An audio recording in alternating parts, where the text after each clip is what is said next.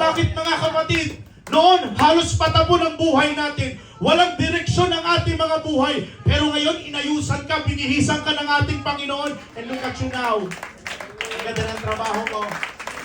Yung mga anak mo, nasa private school, nakakapag-aral. Hindi mo pinagkukulangan ng baon, mga kapatid.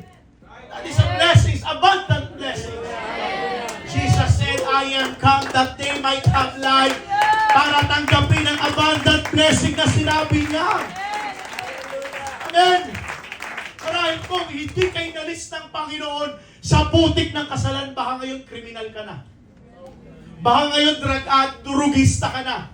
O baka noon papatay ka na. Hindi kaya patuloy ka pa rin sa kawalang hiyaan, sa kasamaan, mga kapatid.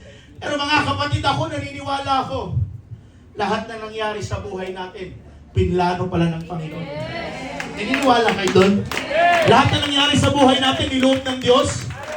Minsan, pinaraanan talaga tayo ng Panginoon sa mga putik ng kasalanan, sa mga pinagdaraanan natin mabibigat, para makita kung gaano kalaki ang ating Panginoon na sinasamba. Amen. God calls you by your name.